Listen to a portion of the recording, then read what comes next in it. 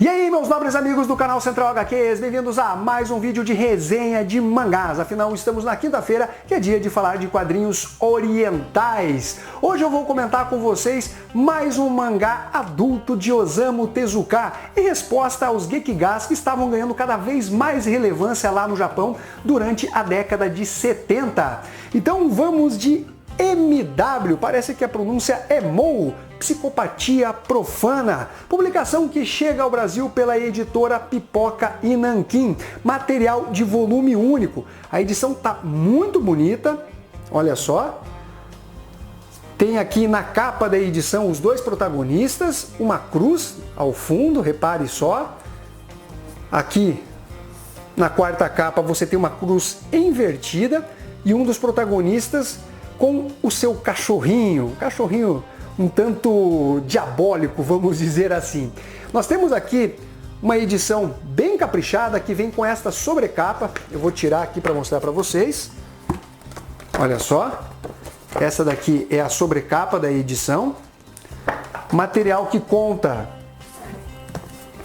com esta capa, aqui a outra capa, capa cartonada, tá? Papel me parece ser o Pollen Bold de boa gramatura. São 588 páginas, preto e branco, ao preço de R$ 99,90. Dá para você achar com desconto. Eu vou deixar o link na descrição desse vídeo. O Osamu Tezuka era uma máquina de trabalhar, não é mesmo? Ele produziu esse mangá entre os anos de 1976 e 1978. E eu não tenho dúvidas que esta é a obra mais pesada, mais densa, mais carregada de Osamu Tezuka, mais até mesmo do que Ayako, que aqui no Brasil saiu pela editora Veneta e tem resenha no Central HQs. Bom, nesse mangá nós somos apresentados a dois coprotagonistas, o padre Garai e o Micho Yuki, ele que é um bancário que vem de uma família de atores de teatro, de um estilo onde basicamente os homens se travestem de mulheres, e eles são reconhecidos lá no Japão. Ele inclusive se parece muito com o seu irmão. Os dois, eles têm um elo que remonta lá ao passado, inclusive quando o Yuki ainda era uma criança. Conforme a história vai sendo desenvolvida, o leitor já vai sentindo uma carga realmente muito pesada, eu diria até mesmo negativa, durante a construção dessa obra. Eu li ela basicamente em 3 pegadas ali, e cada vez que eu li esse mangá, eu ficava realmente com uma sensação ruim, porque o Osamu Tezuka, ele realmente vai pesar a mão na temática, ele vai abordar desde a pedofilia, da pederastia, do celibato dos padres, a questão da homossexualidade, tem também uma série de homicídios, torturas, a questões políticas também, que é basicamente a influência americana dentro do governo japonês, ali durante a década de 60, a década de 70. Temos também o aspecto das guerras, né? E a utilização de armas químicas, por exemplo, na Guerra do Vietnã com o agente laranja, e o quanto isso chocou, né, a humanidade. Inclusive, as armas químicas hoje são proibidas, né? Tem os tratados internacionais entre os países, e aí não se permite a utilização desse tipo de arma, né? E aqui o MW, ou Mo, né, como parece ser a pronúncia correta, basicamente trata-se de um gás que acabou matando toda a população de uma ilha. E nesse local só houve 2 sobreviventes, o resto da população toda acabou morrendo. O governo, tentando encobrir, né, o que aconteceu nessa ilha, tomou uma série de medidas, mas não sabia da existência desses 2 sobreviventes, que são justamente o padre Garai, mas antes dele se tornar padre, ele era um adolescente que andava junto de uma gangue, e o garoto, o Yuki, que era ainda uma criança. E aí já começa a ter algo que não tem como não incomodar o leitor, mas eu não vou entrar em detalhes para não dar spoilers. A história vai seguindo com os dois já adultos, mantendo contato. O Yuki vai na paróquia em que esse padre trabalha, faz as suas confissões e geralmente contando de pessoas que ele acabou matando. Ele é um psicopata da pior espécie, não tem remorso nenhum, não tem nenhum escrúpulo, ele é um matador frio que faz de tudo para alcançar os seus objetivos. Durante o desenvolvimento da história, o Osamu Tezuka vai revelando aos poucos essa relação de intimidade que os dois personagens têm. E não tem como o leitor não sentir uma indignação, um certo nojo do Padre Garay pelas atitudes, passividade, a complacência que ele tem diante das atitudes do Yuki. Ok, o padre ele tem, por uma questão profissional, de sacerdotismo, de promessa a Deus, não revelar o que ele escuta ali no confessionário. Mesmo situações absurdas, gravíssimas, como homicídio e outros tipos de crimes cabulosos, ele não pode revelar para as autoridades o que acabou ouvindo, porque ele está ali somente para espiar os pecados de quem realmente está arrependido, que não é o caso do Yuki. Então as autoridades começam a perceber a série de crimes que estão ocorrendo na cidade e percebem que o padre ele tem um certo envolvimento no sentido de o frequentador da paróquia, que eles não sabem quem, está fazendo algumas revelações para esse padre. A história ganha corpo com a introdução de novos personagens que enriquecem a trama. A gente tem também as revelações que são feitas sobre o passado dos dois personagens.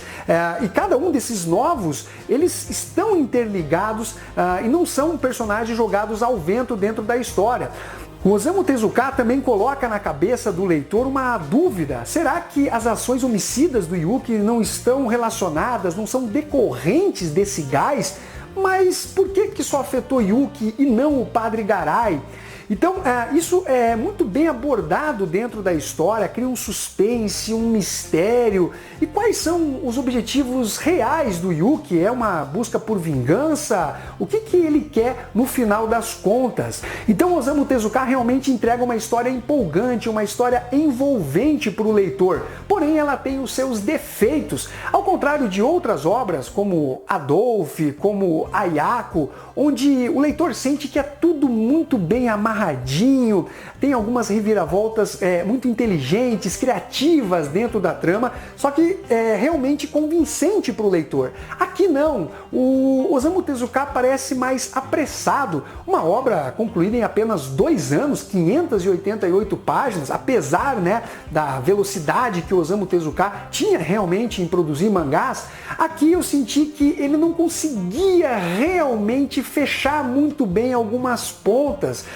Parecia que ele simplesmente queria dar andamento com a história e aí colocava alguns subterfúgios ali que não convenciam o leitor plenamente. Por exemplo, tem uma cena em que o Yuki acaba envenenando um motorista e ele já faz todo o cálculo ali de que vai demorar 1 hora para o motorista sofrer os efeitos desse envenenamento e vai ser no trecho tal da rodovia. Tipo, uma facilidade de roteiro exagerada, né? Não teria como ele fazer toda essa previsão. Tem várias outras cenas dentro do mangá que acabam seguindo essa linha, essa facilitação de roteiro, simplesmente para a história seguir. Porém, o leitor que já leu outras obras do Osamu Tezuka sabe que ele tem a criatividade e a inteligência suficiente para resolver esses pequenos pontos que estão dentro da história. Então você percebe que talvez ele realmente tenha feito algo mais corrido, simplesmente para a história fluir e chegar ao seu final. Bom, apesar disso, o Osamu Tezuka consegue sim, no final das contas, nos apresentar uma obra muito boa, que toca em vários elementos sensíveis, algumas coisas que são pesadas, incomodam o leitor, seja no aspecto da promiscuidade política, as guerras e o que é utilizado para vencer as guerras, a questão ali do envolvimento desses dois personagens. Não tem como você não se sentir incomodado com a passividade desse Padre Garay. Eu, assim, fiquei torcendo, na verdade, para ele se ferrar dentro da publicação. Em relação à arte, o Osamu Tezuka segue com o seu estilo padrão, que tem uma excelente narrativa, compõe muito bem os cenários, coloca expressividade nos personagens. Ele tem esse tom mais caricato no seu estilo artístico, muito influenciado por Walt Disney.